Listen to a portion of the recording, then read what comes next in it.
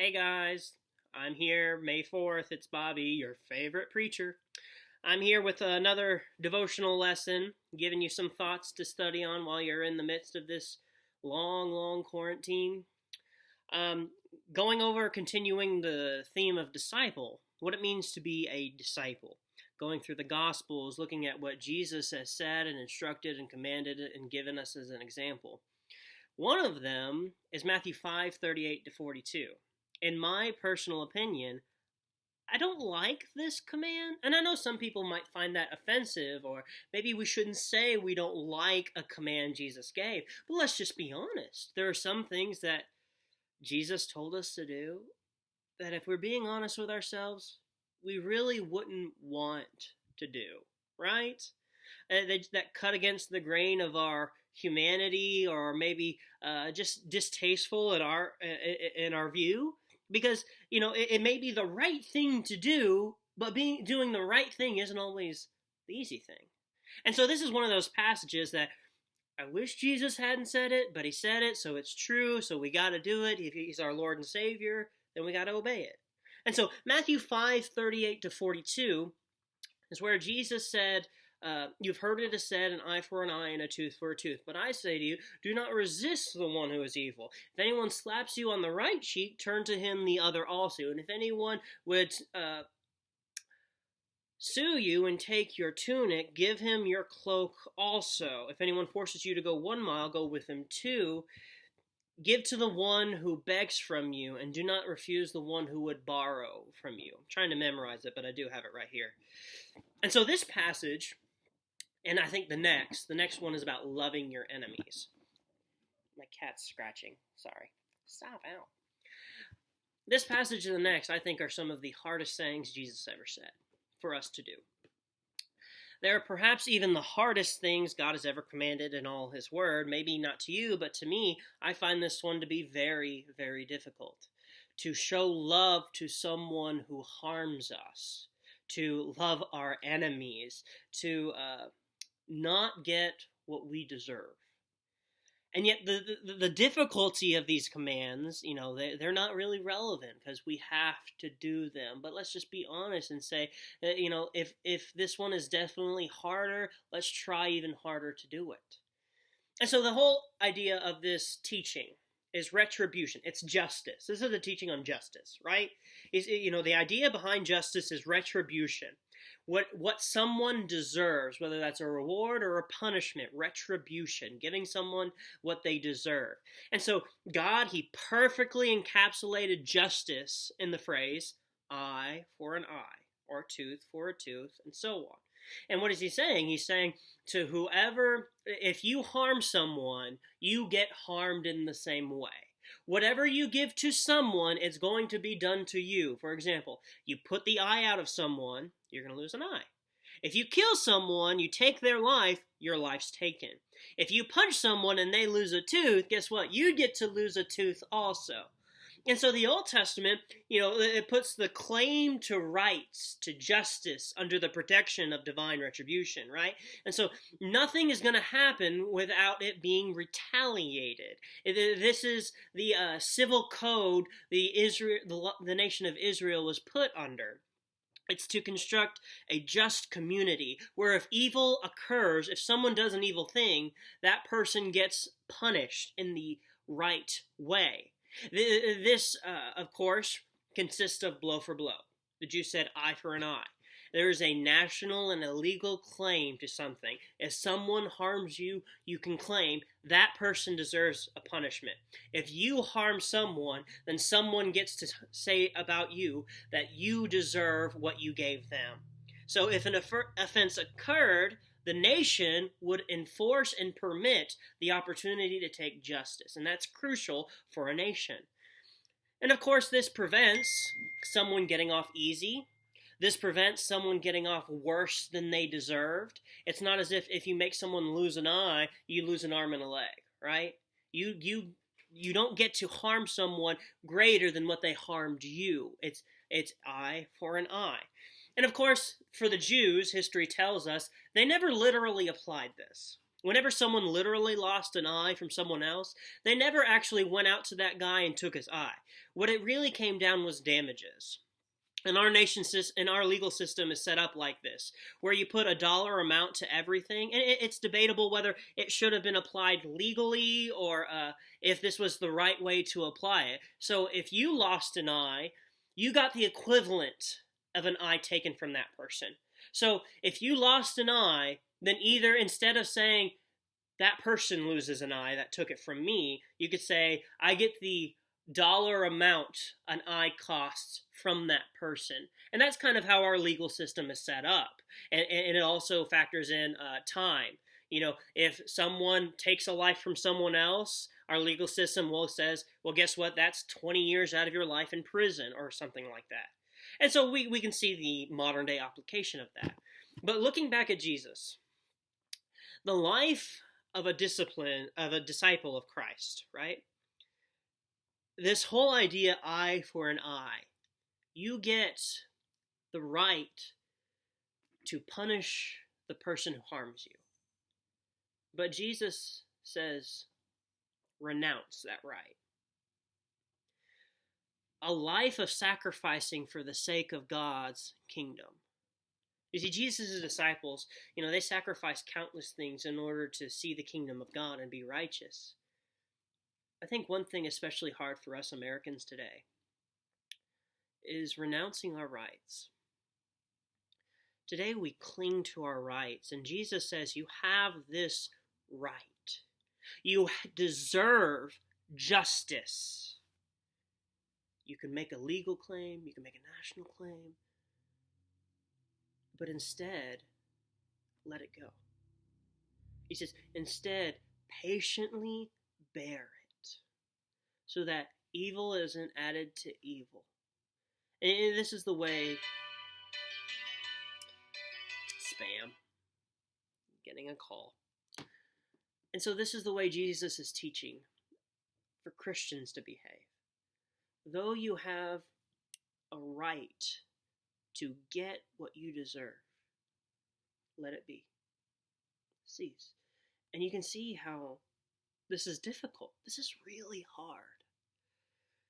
In the world, people cling to their rights, their personal rights. They hold on to them like life depends on it.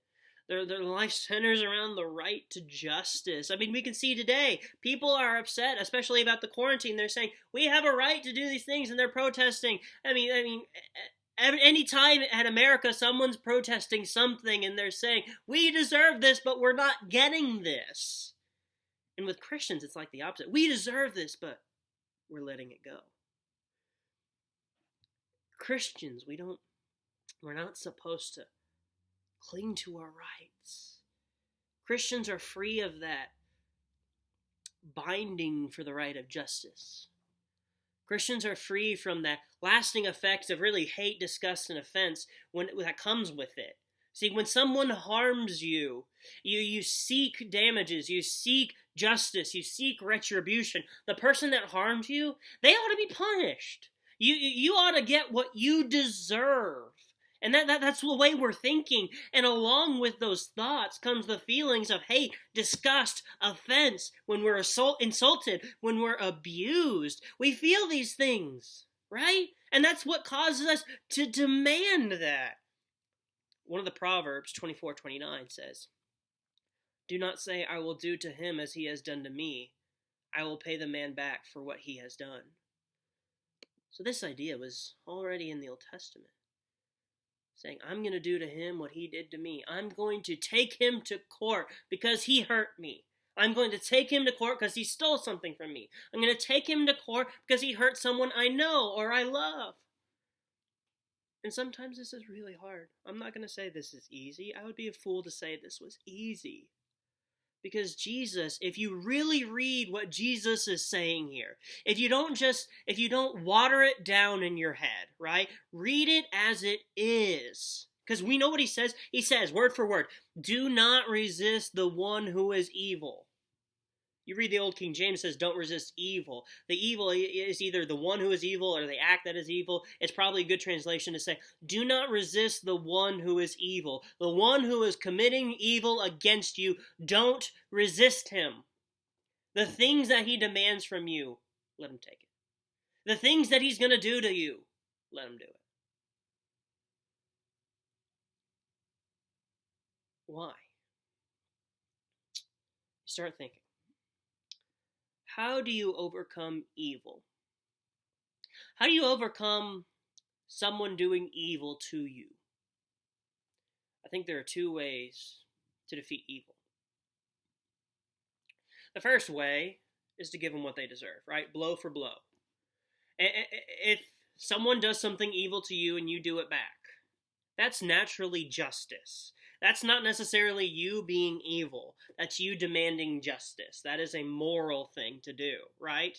It's not an immoral thing to do. However, a lot of the time, whenever it's blow for blow, you give that person what they deserve.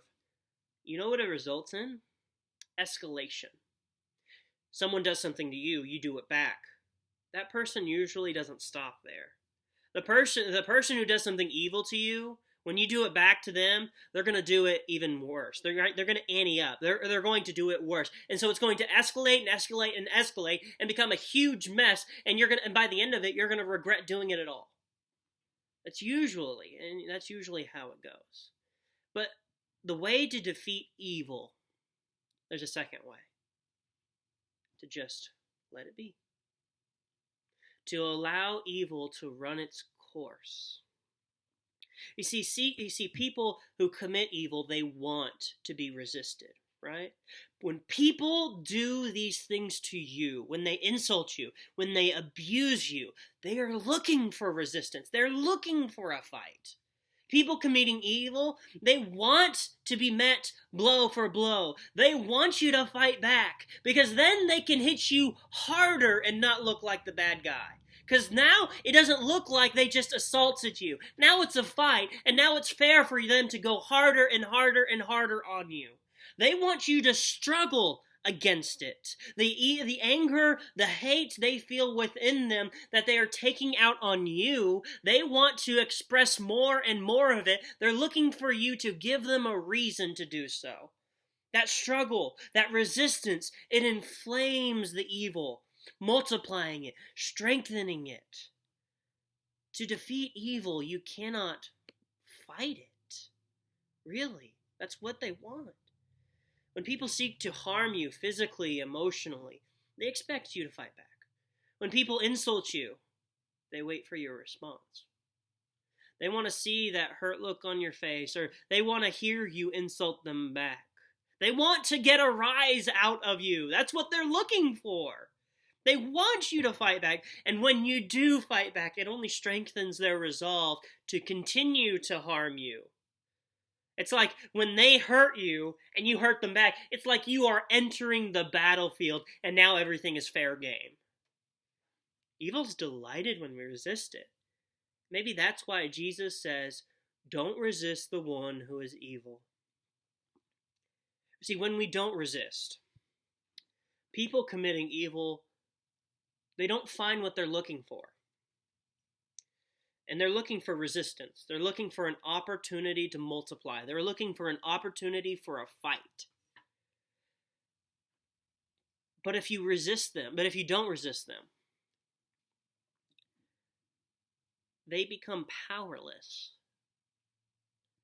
When they don't find opposition, when they don't find your resistance, when you don't fight back, they become powerless.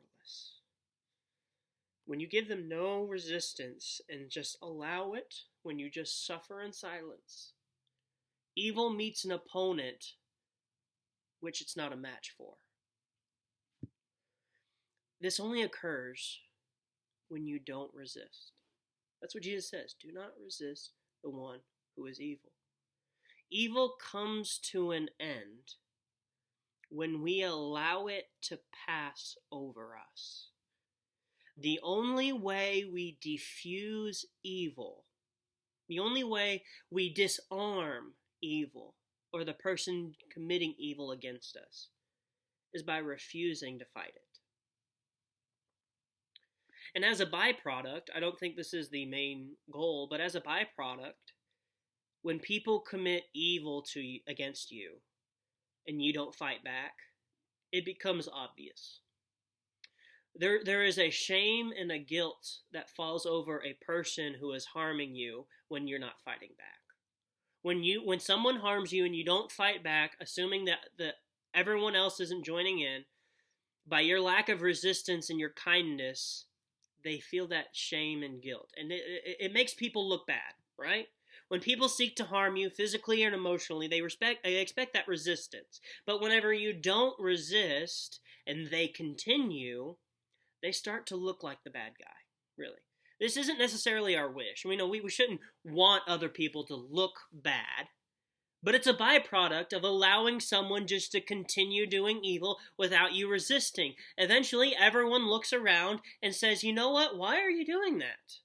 Right? It kind of reminds me of, Mahatma Gandhi. He fought for the independence of India from British rule. His fight was completely non-resistance, right? He orchestrated a peaceful resistance. Churchill, who was famous for being able to keep the Nazi Germany from advancing on them, the peaceful Gandhi, debatably put up a bigger fight for Churchill because Churchill was kind of at a loss at what to do with Gandhi, right? And so I think more our voluntary lack of resistance, when we refuse to resist and when we offer in turn kindness, it proclaims and it confirms our allegiance to Christ. It demonstrates that we're willing to do anything for the sake of Christ. What are you willing to do for Jesus? Are you willing to let people harm you and just let it be? Like I said, it's not easy, but it's worth doing. You see, Jesus gives us that Old Testament concept. He says, you heard what I've said, an eye for an eye and a tooth for a tooth. And then he gives his explanation. He says, but I say to you, he's going a step further than the Old Testament law. He's saying, do not resist the one who is evil. And then he gives 4 examples. The first one, if anyone slaps you on the right cheek, turn to him the other also. He gives the second example. If anyone would sue you and take your tunic, let him have your cloak as well. He gives a third example. And if anyone forces you to go 1 mile, go with him 2 miles. And the fourth example. Give to the one who begs from you, and do not refuse the one who would borrow from you. See, Jesus gives an example of someone insulting you or assaulting you, slapping you on the right cheek. Legal action, someone suing you for your tunic. Commandeering your service, forcing you to do something, forcing you to go a mile, and simply begging. And so each of these are fairly modern circumstances, aren't they? And they all answer the question, what does it mean to not resist the one who is evil? When you're insulted, when you're slapped, or when you're hurt, when you're hit, don't act in turn. When you're forced to give something, give more than what is requested. When you're forced to do something, do more than what is requested. When you are asked for something, give more than what you are asked for. And you see, that's that extra mile. Instead of going with them 1, go with them 2. And there's actually a freedom there. Because when you're forced to do something, you have no choice. You see, when someone forces you to do something, they are ripping your freedom away from you. Like the Roman soldier. When a Roman soldier at this time told a Roman citizen to carry his shield for a mile, that citizen had no choice but to carry it for a mile. That was the law. And when a judge declares that a Jew had to give another Jew his tunic, there's no choice. That's the law. These are obligatory. They are obligation. You don't get to decide. But, hear me out. When you go beyond what is forced, it is no longer forced. When you do it not because you're forced to do it, but because you want to do it, you reclaim your freedom. It's in that extra mile Not just doing what they ask you to or what they force you to, but doing even more. You reclaim your freedom and you're no longer being controlled by someone. I read a story one time. I'll just end with this. You have a slave owner. He once got in trouble with loan sharks. Okay? He owed a very, very large amount of money, and he could not pay it back. He asked the loan sharks, "Is there any way I can pay you back without the money?" And the sharks said, "You can give us your life. That's the only thing we'll accept." And then that slave owner's slave, the slave spoke up and said, "I will give my life to pay your debts." And of course, that slave owner, he said, no, you can't do that. I mean, this isn't your debt. Why would you do that? And the slave looked at his slave owner and he said, "All my life I have been a slave. I have never lived my life of my own will. When my master wants me to do something, I do it. I have to. I must. But in this one action, I am free. When I give my life, it's my choice, and I'm no longer a slave."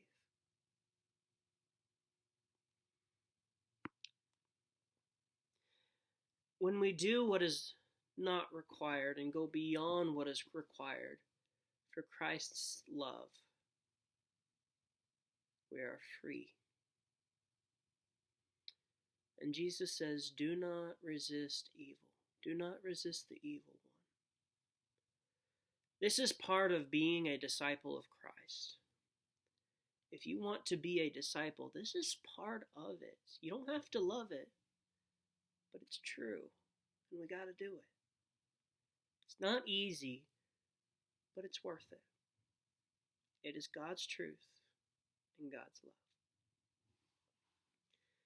Dear Heavenly Father, help us to obey you. Help us to obey even this command, which is hard to do. Help us to not resist. Help us to love our enemies. Amen.